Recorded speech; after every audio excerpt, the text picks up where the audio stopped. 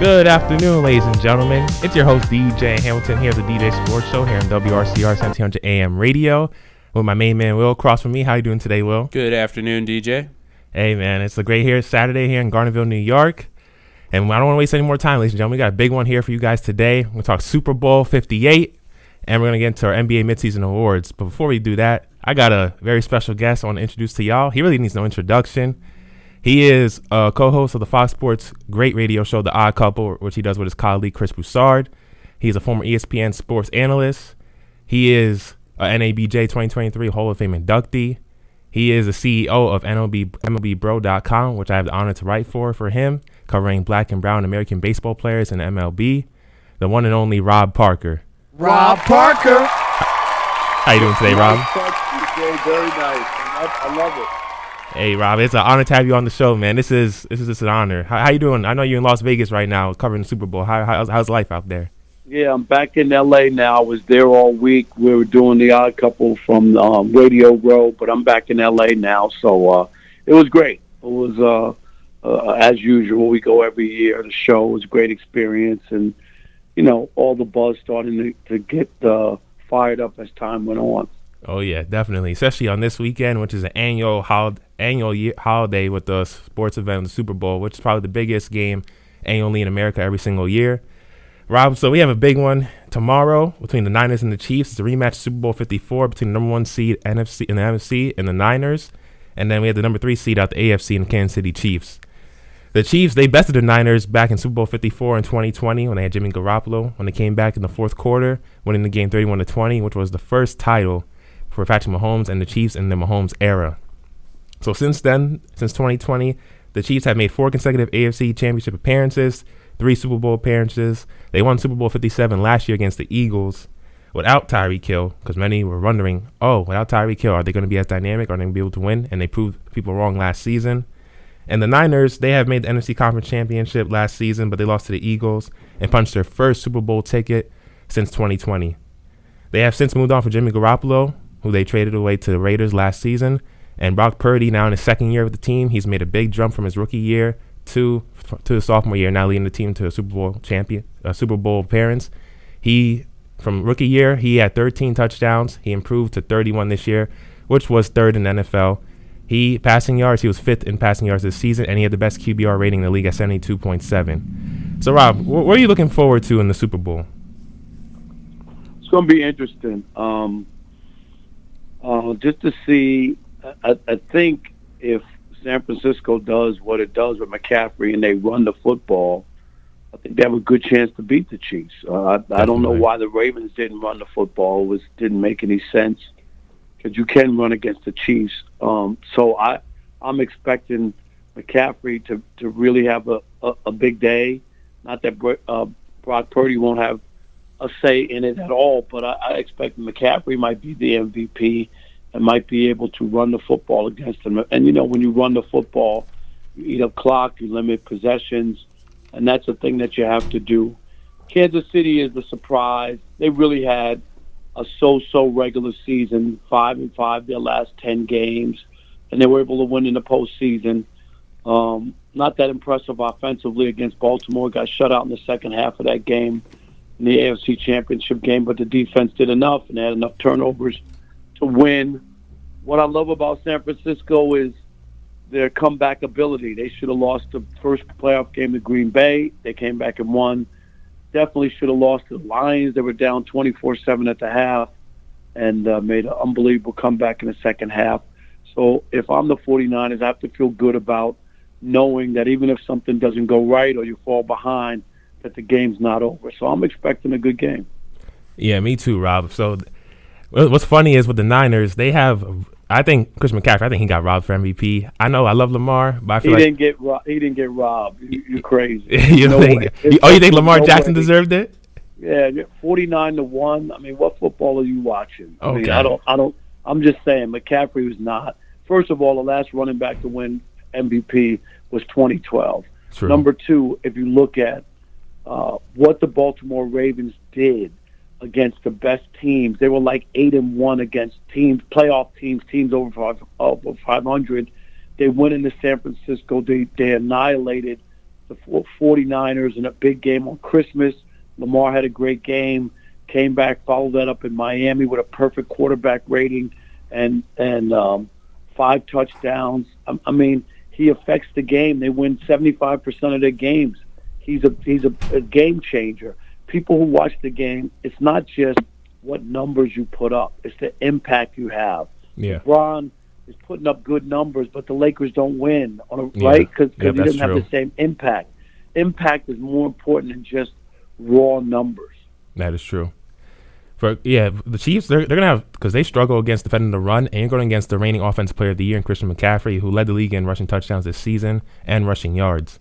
And they haven't really had to deal with a running back of his caliber on their postseason run. Yes, against the Dolphins, they had Raheem Mostert they had to go against, Devon Achane, but Christian McCaffrey is a whole different beast that you're going up against. Yeah, I think at one point, the Chiefs had given up over 100 yards. I don't know, like 6 or 7 games in a row. Like, they don't stop the run. And they were 17th this year in opponent rushing yards per game, allowing over 113 per game. So that's something I'm interested to see how they combat that in the Super Bowl. If you're the 49ers, you got to run the ball until they can stop you. Yep.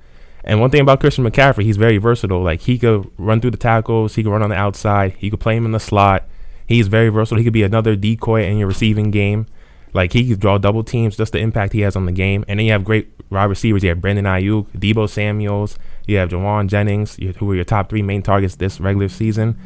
They're going to have to really utilize all of them. And I think that's going to be dangerous for the Chiefs. I know they have a great defense. And they're the youngest defense in the league at average age of 25. So I want to see how they do, because a lot of the young players, they never been on this type of stage. Some of the young players. So I want to see how they react with all the pressure and all the eyeballs watching them. Yeah, it's going to be interesting to see and how it plays out. And obviously, a lot of people, Patrick Mahomes, I've heard the whole don't bet against Patrick Mahomes and whatnot. But Patrick hasn't had. It's funny. SI just did a piece on the top 25 quarterback performances, and Patrick Mahomes had no slots on any of the top 25 because he hasn't had that Super Bowl moment or that magical throw or touchdown or whatever it is in Super Bowls. And his numbers are very pedestrian. People, I think, because he's won 2 Super Bowls, thinks that, and he's won 2 Super Bowl MVPs, but he has 5 touchdowns, 4 picks, and a quarterback rating of 79. Yeah. This past week on The Odd Couple, I said I would take Eli Manning in a Super Bowl game over Patrick Mahomes, and people went crazy on me. But if you go look at the numbers, Eli, of course, beat the Patriots twice, and Tom Brady. He also has 2 signature throws, one to Mario Manningham, one to David Tyree, and then a touchdown to Plaxico Burress. And I think he has 3 touchdowns, 1 pick, and a quarterback rating of about 97. So he's performed well in the big games, and this will be interesting to see how Patrick performs in this one. Yeah, this is his worst wide receiver group in his career to reach the Super Bowl. He really got carried by the defense. This defense was first in sack percentage this year and one amongst the leaders in sacks. Doubt. Yeah, no doubt. Like, this defense was amazing this season. I know they're not good against the run, but overall, like, defending the pass, they were amazing this season. And they don't get here without their defense. Patrick Mahomes in the postseason this year, he has 4 touchdowns with no interceptions, passer rating 100.7. Nothing crazy, but still solid to get them to this point. Yeah, Pacheco, he hasn't turned the ball over. That's the key in that. And even in that Baltimore game, they turned the ball over 3 times. You give the other team the ball 3 times, and Zay Flowers fumbled at the goal line. I mean, that changed the game, easily. And Baltimore didn't run the ball. Their running backs rushed for 6 times in the entire game. Yeah, that's mind-boggling. Pacheco has been amazing too, impactful throughout the postseason on 63 carries in 3 games. He has rushed for 254 yards and 84.7 yards per game for 3 touchdowns. They're going to have to really establish him early on and get him going as well. And Kelsey, I know during regular season he kind of fell off a little bit, but during the postseason he has looked like vintage Kelsey. He has 262 receiving yards, 3 touchdowns, 11.4 yards per catch. They're going to have to get those 2 going early on to start the game. Those are your 2 main offensive weapons for Mahomes. And Kelsey, I know he likes to run a lot of hook and hitch routes, a lot of cross routes and things of that nature. He's not really a guy who's going to beat you with a deep ball. He's mostly a guy who's effective getting those little short routes and then getting yards after the catch. So they're going to have to really establish him early on to get him going because he's the main option offensively for them. No doubt. And if You got to get him going, and if I'm San Francisco, that's the guy. I'm going to take Kelsey out of it. You know what I mean? Just do whatever you got to let one of those other receivers, get the action and beat you. I just couldn't allow Kelsey. I mean, Baltimore didn't even hit him off the line. They just let him have a free run, without even trying to impede him, which I just didn't understand at all. Yeah. And then I know they have Rashee Rice, the rookie wide receiver. He's good at short routes, but he's a rookie. He's never been on the stage. It's a whole different level now. Millions around the world are going to be watching this game. It's a lot of pressure. It's the last game to win that championship, so I want to know how he reacts to this moment. So the Chiefs also will have their work cut out for them on the defensive end. The Niners, they were the third best scoring offense in the league this past season, and they have translated that into the postseason, averaging 29 points per game. And Rob, one question I have to ask you, who you believe is under the most pressure in terms of the quarterbacks and then the teams? Well, I mean, obviously, it's big for Brock Purdy. I mean, he's had a great postseason thus far, comeback wins. Kyle Shanahan is under a lot of pressure. Everybody says he's an offensive genius, but he's failed in the big games for the most part. So he needs to win. But Brock Purdy, this is big because a lot of people still haven't bought into him despite his numbers this year in the regular season, despite the playoff wins. If he has a stinker, if he plays poorly like he did against the Ravens on Christmas night and has 2 or 3 picks and they lose, people are going to question whether or not he's good enough to win a Super Bowl. His narrative is riding on this. If he plays poorly, you know what I mean? Like if he plays okay and the defense has a lapse, then it won't be on him. But if he plays poorly, turns the ball over, or whatever it may be, then people will look at Brock Purdy and see and question whether or not he can lead a team to the Super Bowl. Yeah, I agree with you 100% on that. Brock Purdy, yes, Mahomes, he has already led his team to 6 consecutive AFC title games. He's won 2 Super Bowls, so he really has nothing to really prove. And this is big for Mahomes as far as going forward. Like legacy-wise. If he loses, he's 2-2, and he lost to Mr. Irrelevant. I think you put the GOAT talk on hold. Yeah. If he loses the Super Bowl, I really do. Not that he wouldn't be considered a great player or whatever, but like people have jumped the gun. I think he has to pass, Joe Montana before you could talk about Tom Brady. Joe Montana was 4-0 in the Super Bowl. No picks. Touchdowns, no picks. 3 MVPs in the Super Bowl. It's hard to beat that. And twice in the Super Bowl, DJ, he needed a touchdown to win the game, and he got it. I think that's impressive. Yeah. So for me, the Niners, their defense, I think they could get away with man-to-man because the Chiefs receivers, they're not really good at getting into the routes. They're not really good at creating separation. I want to see if Kelsey could beat me one-on-one starting early off the game. I'll play man-to-man coverage just to see how Kelsey's doing. If they could cover Kelsey good, I feel like they could get away with man-to-man. They don't really have to play as much zone because the Chiefs don't have a receiver who's the true number 1 option, who's a deep threat, who you have to worry about beating you one-on-one consistently. And then for the Chiefs defense, they're going to have to play more zone because the Niners have better receivers than the Chiefs do. Like Brandon Ayuk, Deebo Samuels can make big plays, and I think they're going to have to play zone coverage to cover areas. I don't think their guys going to be able to cover those guys one-on-one. Yeah, and the 49ers just have so many weapons. So many weapons. So it'll be interesting to see. I got the 49ers in this game. Ooh. I think it's a 7-point game until late, and they add a field goal late to extend their lead to 10, and they win by 10. Ooh, not a blowout, but a late touchdown. A late field goal to seal the deal. That's what I'm expecting. Oh, I'm a different area. I'm gonna go with my guy Mahomes. I didn't even think I'm a Mahomes guy. I didn't even think this team's gonna get to the Super Bowl. Honestly, if I'm telling you, when they were going against the Bills, I had the Bills winning that game. I thought the Bills, this was their year. They had the home field advantage. Josh Allen, he was playing at an MVP type level. The kicker, he blew the game. Yeah, he blew the game for them, and I was like, and I felt bad when they they were going against the Ravens. I was very close to choosing the Ravens, but I was like, I can't get better against Mahomes twice in a row. So I won one there from my guys picking the Chiefs. But a lot of people had the Ravens in that game, but the Ravens kind of beat themselves offensively. sadly, in that game. All the turnovers, all the mistakes. Yeah, unraveling on the sideline, guys throwing their helmets, not keeping their poise. Even from early in, it was not even halftime yet, and they were only down by like a touchdown, and they were like unraveling on the sideline. I'm like, the game isn't over. You guys have a lot of time. The game wasn't even over, right? Yeah, there was so much time in the game, and they were just throwing their helmets, again, down on themselves. But yeah. One thing about a champion, you need to have the poise and composure in big moments, and you got to be able to come back from behind. You can't be front runners. Every championship team in history has proven that. You can't be front runners if you want to be a champion. Well, that's why I think the 49ers are dangerous, because what they did to come back against the Lions was pretty impressive. Most teams in that game. Remember, the crowd got taken out of it. At home, fans are distraught. They're down big, and to be able to make it back and win that game going away, that was impressive. Yeah.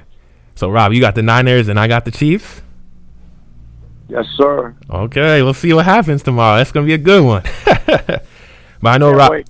Yeah, I know, Rob, you have to go soon, so I want to quickly get into NBA Midseason Awards with you. So the NBA is reaching its midway point. We have the All-Star break next weekend with All-Star Weekend. So I did a little NBA Midseason Awards. Who you have for Rookie of the Year right now? Let me hear yours, and it's better if I go. Oh, hear yours? Okay. So early in the season, I had Chet Holmgren, but then I saw Wembanyama the last month and a half getting more efficient. He's doing amazing things as a rookie. I know his team's not the best, but he's leading all rookies in points, rebounds, steals, and blocks. And he leads the NBA in blocks with 3.1 per game. He's giving you 20, 10, 3, 1 steal, and over 3 blocks per game. He's the youngest player in NBA history with a 20-20 game. And what he's doing with the Spurs without having a true, legit point guard to even – because I'm watching the Spurs, they struggle to even get him an entry pass into the post. I'm like, how's this guy supposed to thrive when he doesn't even have a legit point guard who could get him an easy entry pass into the paint and in the mid-post area where he likes to operate? I'm just like, man, and I know he's only 20, so he has time. They have a lot of time to rebuild around him. But sometimes I'm looking at Popovich. I'm like, looks like these guys, because the other day they're playing the Miami Heat, fourth quarter, he didn't even touch the ball. I'm like, I know he's a rookie, but he's already your best player on the team. Some of those guys look like they're kind of freezing him out at times. I know they're not trying to on purpose, but it looks like it sometimes to me.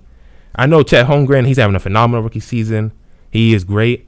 But I feel like if you trade his position with Wembanyama, the Thunder are just as good as they are now, if not better. And the only problem I have with Wemby, and I think they're going to give him the Rookie of the Year because they look at him as the future, and I don't think that's fair, but I do believe that. But what shocks me is the Spurs were better last year without him. I don't understand. Yeah. How you can add a generational talent and lose the way that they've lost. With a Hall of Fame coach, something doesn't make sense to me. And you're giving me these numbers. Yeah. And half of their games, they were blown out by 30 points. I mean, I find that to be shocking. Yeah. And then I know Chet plays with an MVP caliber player, and Shai Gilgeous-Alexander would make his life way easier. You have another fringe all-star in J-Dub and Jalen Williams, who I think is going to be an all-star down the line. And just a really good team all around, young team. They're exceeding expectations. Wemby, he doesn't really have that type of MVP or all-star caliber teammate to help make his life easier. And I just think if he traded places. And one thing historically with Rookie of the Year, we never really look at where you are in the standings. Look at your individual numbers. Paolo Banchero didn't make playoffs last year. LeBron didn't make the playoffs his rookie year. We usually look at your individual numbers. That's what I'm getting at. I get it. I'm just saying, what Chet and OKC have done. I mean, they're a winning team, and I think that people can look at that. I think Wemby's going to win it because they look at people look at his numbers despite it. But for me, it just seems so weird that they've struggled to be competitive. Not that I was expecting them to make the playoffs or win a million games, but not to be competitive was the shock to me. Yeah, definitely. So I know you have a few minutes where you have to go. So Coach of the Year, who you have for Coach of the Year? No, give me yours. Coach of the Year, yours. Yeah, I have Ty Lue. Ty Lue of the Clippers. Our runner-up was Mark Daigneault of the Thunder. What Ty Lue's doing with this Clippers team, they're 19-6. I'm with you. Ty Lue's the best coach in the NBA. Okay, I'm gonna tell you that. And I remember when he came to L.A., and obviously I live in L.A., and I watched him closely. And I remember the year it came and took the Clippers to the Western Conference Finals without Kawhi. Leonard. I was impressed. I mean, and he makes the changes. people when they started off 0-5 or 0-6 with. Yeah, they were 3-7, 3-7 their first 10 games. Yeah, everybody was going crazy. Some mistake is not going to work and this and that. What that guy do? Look at they're playing. They're great. They're gonna have a shot in the Western Conference. He has them playing unselfish basketball. He got Westbrook to buy in to come off the bench. A guy of his caliber to come off the bench, and he got them moving the ball. Guys who are mostly ball dominant throughout the careers, and Westbrook, Harden, Paul George, Kawhi. They all need the ball, and he's got them playing unselfish basketball. And they're amongst the top 3 teams in the West right now, and they look legit. So, and he had to deal with adversity early in the season because they had a really rocky start. To be able to overcome all that, to get that together. Yeah, I give Ty Lue a lot of credit. Whenever you're dealing with that much talent and so many players, to try to get them to play together and share the ball and all that other stuff, it's phenomenal. Yeah, and then my backup for him is for runner-up is Dagnall of Thunder. I think it's between one of those two. Like what he's doing with that Thunder team, young, inexperienced. They far exceeded expectations. Nobody saw this team being this good this year. See, there's the vote for Chet, though. And I'm just saying, like, he has a big part of it. I don't know what people were expecting. But anyway, I think that's a good choice as well. Yeah. Who do you have for MVP? Ooh, this is a good one. So for MVP, so before Embiid got hurt, I remember I did a Hoops Habit article. I had Embiid second. I had Shea first. And then I had one moment I had Embiid. He did leapfrog Shea for me. But now that he's hurt, I have Shea first. What he's doing with this Thunder team as a young star in this league, with a young, inexperienced team when I did my NBA preseason power rankings, I had them 14th when I did a 2-parter. I had them being good, but I didn't see them being this good. And he's second in the league in scoring. He's 13th in assists, first in steals, first in total points and steals, third in PER, first in win shares, and second in win shares per 48. He is one of the clutchest players in the league. He has a clutch percentage of 52% combined 2-point and 3-point field goals, according to Impredictable.com. And I also have him for clutch player of the year, by the way. What he's doing, he never gets rushed. In his unorthodox movements, I remember when he played the Boston Celtics earlier this year, probably the best defensive backcourt in the league, and Derek White and Drew Holiday, and he cooked both of them. Like they couldn't do anything against him. He just got wherever he wanted, mid-range, to the rim, anywhere he wanted. And that was, I just think, like the Nuggets, we saw the Nuggets being good. They're the reigning defending champions. Jokic having a great season. I have him as my runner-up, actually. But what Shea's doing, how they exceed expectations, and he's doing it on both ends. I got to give it to Shea. I still think when it comes down to it, and that's no disrespect to what he's done. Yeah. But it's going to be either the Joker or Kawhi Leonard. Kawhi's having an unbelievable season, too. I think those two guys, now that Embiid is out, I think that's those two guys is going to be out of those two. I really believe that. Yeah, Kawhi could be a dark horse. But So Rob, I know you got to go. Tell people where they can find you, man. All right, check us out on Fox Sports Radio, The Odd Couple, Monday through Friday, 7 to 10 p.m. You can get the iHeartRadio app. You can find us there on Sirius Channel 83. Check out MLBBro.com. Yes, sir. Yep. All the best. Yes, the DJ is doing a great job covering Black and Brown major leaguers. So those are the places, and my Twitter and Instagram, social media, all Rob Parker MLB Bro at Rob Parker MLB Bro. Yes, ladies and gentlemen, that was Rob Parker. Rob Parker. Thanks, DJ. Rob, honor to have you on the show, man. Thank you for your time. I know you have a busy schedule, and I hope you have a great rest of your day. You too, buddy. I appreciate you. Oh, yeah. Ladies and gentlemen, that was Rob Parker, man. That was the legend, Rob Parker. But yeah, ladies and gentlemen, so I'm going to get into the rest of my midseason awards. So for most improved, I have Tyrese Maxey. What he's doing with the Sixers and how he is pretty much averaging career highs across the board. 25.6 points per game, 3.5 rebounds per game, 6.3 assists. He doubled his assists this season, averaging a steal per game and a career high in usage percentage. Before Embiid went down, he was the main reason why the Sixers have exceeded expectations, their preseason expectations, because Sixers, nobody saw them being, at one point, they were a top 3 seed in the East. I know they have dropped recently with Embiid's injury and stuff of that nature, but Tyrese Maxey across the board, and he made his first All-Star selection. I had Alperen Sengun of the Houston Rockets as my runner-up, so I had Tyrese Maxey as my most improved. Sixth man of the year, I have Norman Powell of the LA Clippers. What he's doing, I know Malik Monk of the Kings has better numbers. I know Tim Hardaway Jr. of the Dallas Mavericks has better numbers, but Norman Powell, he might not be jumping out statistically as those guys, but he's being more efficient and for a winning team, a team that has a chance to win a title. When you have a guy like that who's willing to sacrifice his role, and you're coming off your second unit, and there's no drop-off in production in your second unit, with a guy like Norman Powell, Russell Westbrook coming off the bench for the Clippers when Paul George and Kawhi need a breather, that's something I really look at. Like, he's impacting winning, and this is a guy, it's his lowest points per game total in a season since he won the title with the Raptors in 2019. And then he's had seasons where he's averaged over 15 to 18 points per game, even one point averaging over 20 points in one span in his NBA career. So I have Norman Powell as my sixth man of the year as we stand currently. As I mentioned with Rob, I have clutch player of the year, Shai Gilgeous, and my runner-up for that is Luka Doncic. And then I didn't mention yet my defensive player of the year. I think this one is probably no-brainer. At this point in the season, there's nobody close. Rudy Gobert, the Timberwolves. What he's doing this season, he's first in defensive win shares, first in defensive rating. He has the Wolves as the best defensive rating team in the league with 109.1. He leads the team defensively, allows the fewest points per game, 107.1. First in opponent field goals made, and second in field goal percentage allowed. Rudy Gobert, he's having the most dominant defensive season he's had since his days in Utah, where he won 3 Defensive Player of the Years. I know a lot of people like to laugh on him, how he gets clowned for a lot of things, how he can't guard the perimeter, but in the paint, he thinks twice about going in there. He's a big body. He's affecting the game in many ways. And the Timberwolves are a top 2 seeder. They had a tied first record with the Nuggets. I'm sure the Nuggets won last night, so the Nuggets probably first right now, but only a half game back from the Nuggets. So they're right there neck and neck against the Nuggets, the Thunder. They're all vying for that first seed, all adjacent to each other in the standings. So Rudy Gobert, I got to give him his love. I feel like nobody else is really even close to him in terms of Defensive Player of the Year. Some people might want to say Kawhi. He's having that type of resurgence season defensively like he did in the years past when he was healthy. But right now I got to give it to Rudy Gobert. Just the advanced stats, and also when you watch him, how he's affecting the what's it called, the Timberwolves.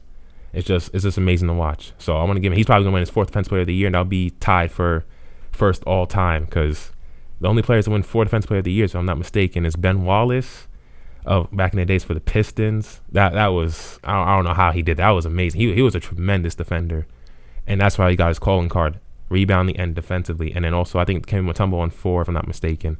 But yeah, ladies and gentlemen, this has been a great show here on the DJ Sports Show. Wouldn't you say so, Will?